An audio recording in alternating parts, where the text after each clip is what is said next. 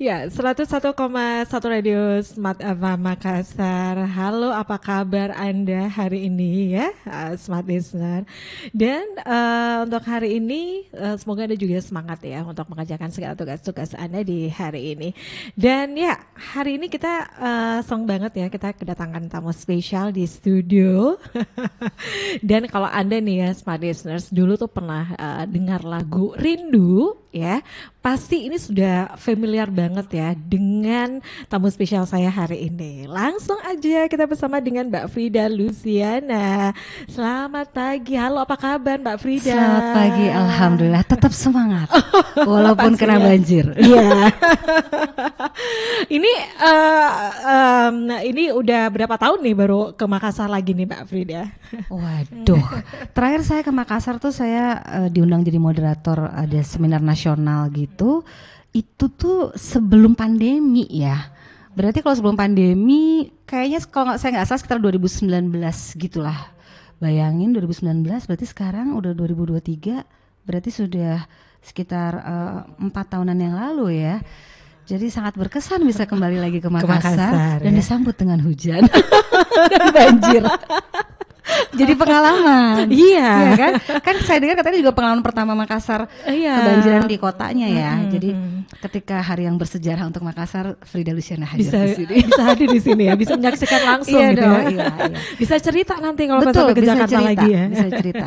Yang Iya. penting kita harus saling mendoakan, support semuanya yang ada di Makassar, sehat selalu, tetap semangat. Tetap gitu. semangat ya. Yes. Baik, Mbak Frida Luciana ini dulu ya kalau kita ini dikenal sebagai penyanyi senior ya di Belantikan Musik Jangan dibilang Indonesia. Iya, gimana kabarnya untuk saat ini Mbak Frida? Alhamdulillah seneng banget lagi happy merilis single terbaru. Karya terbaru saya berjudul Sumpahku, ciptaan Rian Kyoto. Mudah-mudahan bisa diterima dengan baik khususnya oleh Smart Listeners di Makassar dan sekitarnya. Pastinya dong ya, kita juga sebentar mau dengerin ya langsung nih live ya. Mbak Frida. Iya. Iya, senang banget di sini. Kalau selamanya ini ya, tentu ya kalau kita lihat banyak ya kesibukan dari Mbak Frida. Kemudian kembali ke dunia musik. Nah, ini apa nih yang mensupport Mbak Frida? Yeah. Sebetulnya saya nggak pernah betul-betul meninggalkan dunia musik ya.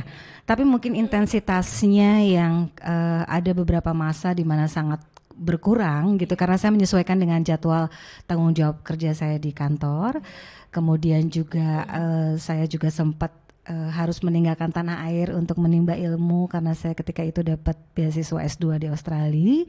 Terus juga banyaklah kegiatan-kegiatan lain yang memang harus saya bisa memanage waktunya sehingga tidak bisa full time untuk bernyanyi, tapi tetap sebetulnya nyanyinya nggak pernah putus. Cuman kenapa kemudian akhirnya saya merilis karya terbaru Sumpahku ini? Karena memang sudah sedemikian besar dorongan dari teman-teman. Terus alhamdulillah ternyata saya masih punya fans gitu ya yang masih setia nungguin dan selalu nanyain kapan dong keluarin karya terbaru gitu kan. Jadi itu yang memberi saya motivasi yang besar untuk oke, saya ingin menyapa kembali teman-teman dan juga para penggemar yang selama ini sudah setia nungguin Frida berkarya lagi. Inilah jawabannya gitu ya, mudah-mudahan tidak mengecewakan dan bisa diterima dengan baik. Jadi saya juga tentunya sebagai seorang seniman saya tetap ingin bisa mempertahankan eksistensi dengan karya-karya saya gitu. Oke, ini untuk lagu barunya ya. Untuk lagu barunya sendiri itu sebenarnya bercerita tentang apa nih Mbak? Yeah. Yang pasti sih secara general bercerita tentang cinta ya. Cuman kan memang ini cinta yang sangat universal dalam artian ini kan bercerita tentang cinta abadi. Cinta abadi itu bisa dirasakan oleh siapapun, tidak hanya kepada kekasih sebetulnya, tetapi bisa juga cinta seorang anak kepada orang tuanya atau sebaliknya kasih orang tua kan sepanjang zaman kepada anaknya dari mulai lahir sampai wafat itu kan itulah cinta pertama dan kemudian itulah cinta terakhir ya. Tapi ada juga loh di antara teman-teman baik saya yang menginterpretasikannya sebagai cinta abadi kita umat manusia kepada Sang Maha Pencipta. Iya gitu. Jadi ini sangat-sangat relate dengan banyak orang dan tergantung perspektif dan persepsi masing-masing ya. Jadi memang itu yang saya harapkan. Bagaimanapun cinta itu kan memang selalu universal ya untuk kita bahas. Jadi alhamdulillah kalau bisa mewakili perasaan banyak orang. Oke ya, yang pastinya penasaran ya mau dengerin nih lagu dari Mbak Frida yang terbaru ya. Karena untuk hari ini juga spesial banget ya. Ini hari Valentine juga ya. Itu dia hari kasih sayang. Iya. Kita harus selalu menebarkan kasih sayang kepada siapapun karena kita memang butuh cinta, kita butuh kasih sayang untuk tetap harmonis, menjaga kedamaian ya kan. Dan juga yang pasti di era yang masih pandemi endemi ini kita butuh kasih sayang untuk menaikkan imun kita ya kan. Benar-benar. Nah, itu sangat-sangat menyehatkan ya? loh. Iya. Itu salah satu hal yang sangat ini ya dianjurkan, disarankan gitu ya. Betul. Jadi saya juga dalam kesempatan ini mengucapkan Happy Valentine's Day atau hari kasih sayang kepada semua smart listeners. Oke. Iya, Mbak Frida, kalau kita lihat juga nih ya, kalau saat ini ya, pada saat pandemi kemarin itu kan memang banyak juga nih ya wanita-wanita yang bagaimana mereka secara sukarela ya dengan cara ikhlas begitu ya untuk bisa bagaimana juga mereka bisa berdaya membantu ekonomi keluarga kan ya. Nah kalau Mbak Frida sendiri melihat untuk peran wanita saat ini seperti apa nih? Ya betul, yang paling benar itu memang woman empowerment, pemberdayaan wanita gitu ya. Kalau dulu mungkin kita dengan jargon emansipasi gitu ya, tapi saya rasa lebih tepat dengan kata pemberdayaan karena memang wanita itu punya banyak potensi dalam dirinya, begitu banyak energinya dan sudah terbukti sangat multitasking bahkan dibandingkan pria gitu. Sorry ya Mas ya. Yang pria di sini mau nggak mau memang kenyataannya seperti itu kan ya. Peran wanita itu sangat banyak gitu ya dan variasinya juga begitu luar biasa ya. Wanita itu bisa melakukan banyak hal, kadang dalam waktu yang bersamaan. Jadi memang itu harus selalu kita dorong. Potensi, talenta, kemudian kompetensi gitu ya, itu harus selain didorong juga harus selalu diasah gitu ya. Jadi berikanlah kesempatan wanita tuh emansipasinya bukan hanya sebatas kesetaraan atau hak yang setara, tetapi lebih kepada kesempatan yang lebih penting gitu ya. Kesempatan dan kemudian juga tentunya pengakuan gitu. Apabila memang wanita itu punya kemampuan atau kompetensi yang memang layak untuk diakui, tolong jangan dilihat dari fisiknya, karena dia perempuan, karena dia cantik, karena dia muda, bukan. Tapi tolong dilihat. Jadi dari kemampuannya. Jadi kadang-kadang memang ada semacam diskriminasi yang sudah sedemikian rupa gitu kan tertanam. Nah itu yang harus kita sama-sama dobrak gitu ya, baik dari kaum wanitanya maupun juga dari kaum prianya juga gitu kan. Berilah kesempatan yang setara dan pengakuan yang setara gitu. Karena kadang-kadang perempuan itu kerjanya 2 kali lipat lebih berat loh daripada pria, karena dia harus membuktikan bahwa dirinya bisa atau mampu atau layak ada di posisi tertentu bukan karena kewanitaannya gitulah, tapi karena kemampuannya. Nah itu. Dan bagaimanapun juga anak-anak yang terlahir dari rahim seorang ibu, didikan ibulah yang menjadi cinta pertama dan kemudian bimbingan pertama hingga akhir hayatnya yang akan terus membentuk si anak itu sehingga dewasa kan gitu ya. Jadi itu perempuan memang harus diberdayakan. Perempuan harus diberdayakan ya. Oke. Nah kalau dari Mbak Frida sendiri nih ya, untuk bisa seperti saat ini ya, ini tentu juga bukan hal yang mudah ya untuk Mbak Frida. Selama ini yang memotivasi Mbak Frida siapa aja sih? Yang ada di belakang layar gitu ya. Yang pasti penasaran dong. Iya.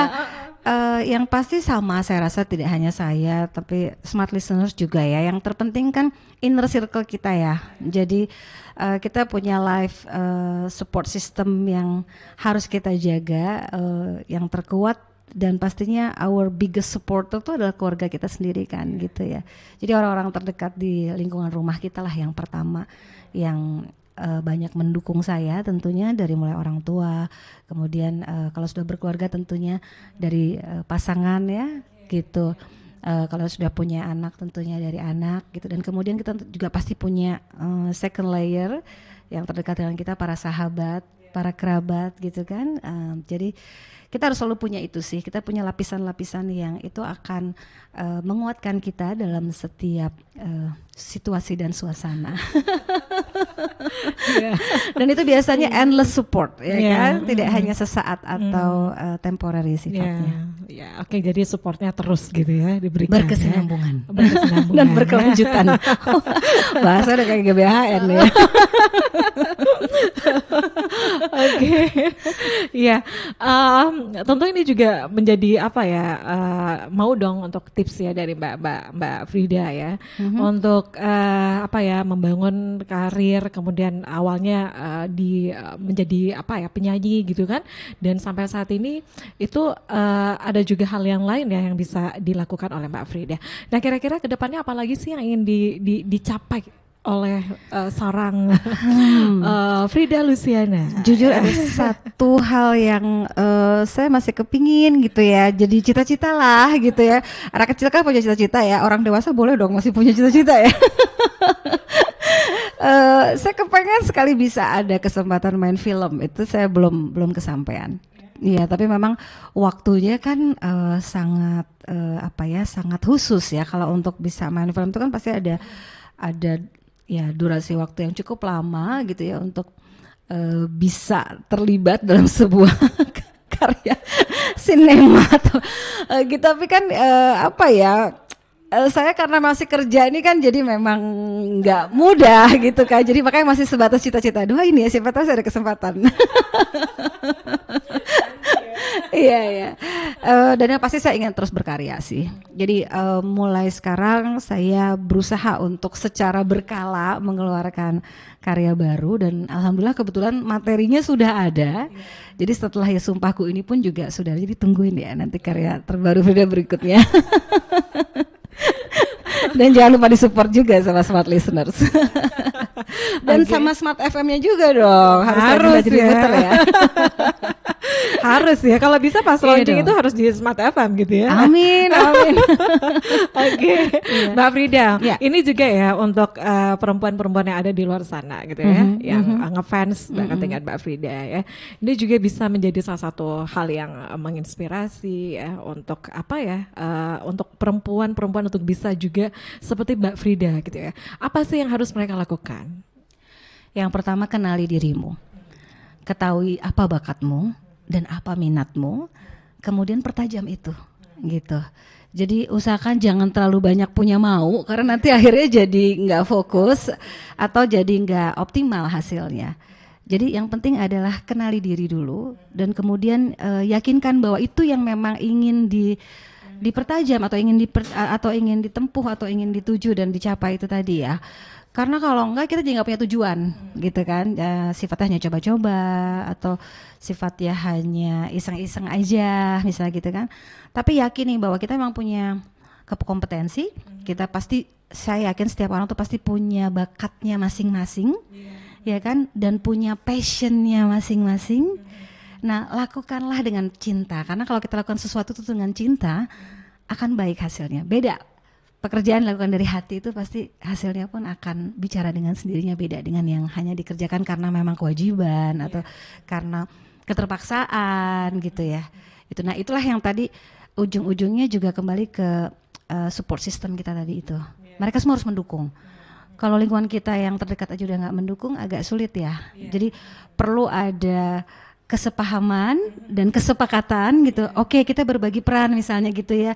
Saya punya talenta di sini, saya punya keinginan cita-cita untuk menjadi apa gitu. Nah, kemudian kira-kira apa yang bisa kita lakukan bersama-sama gitu ya untuk saling support itu tadi sehingga tumbuh bersama gitu. Itu sih. Itu juga ya untuk di keluarga sendiri juga ditanamkan seperti itu ya Mbak Frida. Iya. Dan jangan takut untuk speak up. Jangan takut untuk stand up untuk hak dan keinginan kita, selama itu positif, jangan takut gitu loh. Jadi kita harus berani dan punya kepercayaan diri terhadap diri kita sendiri. Kalau kitanya aja udah nggak percaya diri, gimana kita bisa maju dan bikin orang lain percaya sama kita ya kalau kita sendiri belum percaya dengan diri kita sendiri. Itu sih. Oke, baik. Mbak Frida, sebenarnya untuk perempuan-perempuan ini kan juga mereka punya potensi untuk bisa maju gitu ya. Tapi kalau semuanya untuk dari lingkungan sekitar, misalnya nih sesama wanita gitu ya, untuk supportnya sendiri bagaimana nih? Kalau sama ini Mbak Frida lihat wanita-wanita yang ada untuk saat ini untuk mensupport teman mereka untuk bisa maju gitu. Iya mungkin saya lihat masih banyak sih teman-teman yang ragu-ragu atau mungkin takut-takut gitu ya. Nah terus kemudian juga mungkin saya juga berusaha mengerti bahwa ada teman-teman yang merasa oke, saya untuk pendidikan kayaknya berat misalnya gitu ya, berat dari berbagai faktor lah ya, bisa faktor sosial, faktor ekonomi dan sebagainya. Tapi sekarang ini kan eranya sudah lebih maju dan semakin canggih dengan era digital ini. Artinya orang bisa belajar itu di mana aja, bisa long distance learning ya kan, bisa online gitu ya. Dan sebetulnya belajar itu bisa sama siapa aja kok gitu ya. Artinya tidak harus secara formal, tapi secara informal pun kita bisa menimba ilmu dan kita bisa tekuni itu gitu. Apalagi sekarang dengan segala macam kita tinggal search dan kita tinggal cari semua ada di situ, sangat dimudahkan sekali. Yang penting ada niat dan kemauan gitu ya, dan tunjukkan bahwa kita bisa, jangan gampang menyerah juga gitu kan, karena yakinlah bahwa setiap ujian yang datang itu akan semakin memperkuat kita sebetulnya gitu ya. Gak bisa ya kalau mama bisa seperti saat ini ya, itu terus, harus tough ya. Betul, dan beasiswa juga semakin terbuka lebar dibandingkan zaman saya dulu ya. Untuk seleksi itu susah banget. Bisa cerita sedikit dong untuk pengalaman mendapatkan beasiswa. Oh ya, jadi waduh, zaman saya tuh jauh lebih sulit loh menurut saya ya, dibandingkan sekarang itu sangat terbuka lebar. Kesempatannya jauh lebih banyak. Dulu tuh saya harus yang sampai nyari-nyari ke kedutaan gitu lah. Jadi saya ngecek gitu ke kedutaan, kalian ada program beasiswa apa gitu ya. Jadi kalau memang mereka punya program beasiswa dan itu bisa kita manfaatkan, kenapa enggak gitu kan ya. Karena pertama kita mendapatkan ilmu dan wawasan yang tentunya berbeda ya kalau kita sekolah di dalam negeri. Karena kalau di luar negeri itu kan kelebihannya kita nggak cuma dapat ilmunya, tapi kita dapat bahasanya, dapat wawasannya, dapat networkingnya yang tentunya berskala internasional gitu ya. Jadi kalau saya sih senang kalau waktu zaman masih semangat sekolah itu sebisa mungkin menimba ilmu ya setinggi mungkin dan sejauh mungkin gitu ya, yang sesuai dengan bidang kita tentunya gitu. Nah itu tadi harus berusaha, jangan diem nunggu datang dari langit, nggak bakalan datang. Jadi harus aktif gitu ya. Aktif, kita harus proaktif. Kalau saya dulu ya gitu ya, kita ke kedutaan. Zaman saya dulu kan belum ada yang kayak website gitu ya. Jadi bayangin kalau sekarang mah udah tinggal buka laptop, handphone, smartphone, udah tinggal search aja. Misalnya kan scholarships 2023 atau kalau mau fokus scholarship Amerika, scholarship Eropa, scholarship mana, Malaysia kalau mau yang dekat misalnya gitu. Udah tinggal cari, muncul semua tuh, nanti tinggal persyaratannya pun langsung dari rumah gitu, sambil mandi, sambil tiduran bisa. Kalau saya dulu harus jalan ya kan, saya harus meluangkan waktu dan energi untuk datang gitu dan nanya. Kadang nanya juga nggak langsung dapat jawaban, suruh nunggu ya kan. Gitu ya. Kadang kantornya belum buka, misalnya yang bagian educationnya gitu kan. Jadi butuh banyak kesabaran dan challenge di era saya ya. Jadi teman-teman yang lebih muda atau teman-teman yang sekarang sudah punya putra-putri gitu ya, sebetulnya udah nggak ada alasan untuk nggak bisa mendapatkan kesempatan beasiswa atau belajar secara online atau apapun, karena itu tersedia dengan mudah gitu. Manfaatin itu. Manfaatin gitu ya. Jadi itu ya tadi ya, udah pintar nyanyi ya, terus juga dari sisi akademik ya. Pertajam bahasa Inggris yang pasti, minimal bahasa Inggris ya. Tapi saran saya sih kalau bisa tambahlah satu lagi bahasa asing lain. Itu untuk adaptasinya gimana tuh Mbak Frida? Dari sekolah di dalam negeri terus keluar nggak mudah. Saya sendiri ngalamin yang namanya culture shock gitu ya. Karena memang beda banget kan. Budayanya memang udah berbeda, kemudian cara belajar mengajarnya juga berbeda gitu ya. Tapi sekali lagi tuh kalau kita punya mental yang kuat dan yang penting kita yakin tujuan kita apa, kita mau cari ilmu kan, kita ingin memberdayakan diri kita dengan memperkaya diri terlebih dahulu gitu ya, dengan ilmu, wawasan dan segalanya tadi itu. Jadi ya apapun itu anggap challenge aja gitu loh, anggap challenge aja, fokus aja yang penting gitu kan. Dan biasanya sih kalau kitanya juga gigih gitu ya, itu lingkungan di sekitar kayak teman-teman guru gitu ya, sesama pelajar atau sesama teman kuliah gitu, biasanya mereka juga bantu kok gitu ya, nggak usah diminta pun mereka akan ngelihat gitu kan, oke, mereka juga ikutan seneng, langsung welcome gitu ya, welcome biasanya. Pasti adalah 1-2 juga yang kayak cuek gitu ya segala macam, tapi ya biarin aja, nggak usah gitu. dipikirin lah, nggak usah dipikirin gitu, biasa kan emang dunia harus penuh warna, ada hitam, merah, putih, ada yang ceria, ada yang dark gitu ya, biarin aja. Malah kalau semuanya ceria kan nggak ada tantangan juga gitu ya, sih nggak ada. Bener. Oke, kita back lagi nih ya untuk lagu baru nih ya. Oke, tadi ya, jadi untuk temanya sendiri untuk lagu barunya ini cinta universal, khususnya cinta yang abadi, cinta pertama dan cinta terakhir kita bisa kepada orang tua, kepada pasangan, bisa juga kepada yang maha kuasa. Oke, jadi penasaran, mau dengerin dulu nih. Gimana baitnya sedikit aja ya.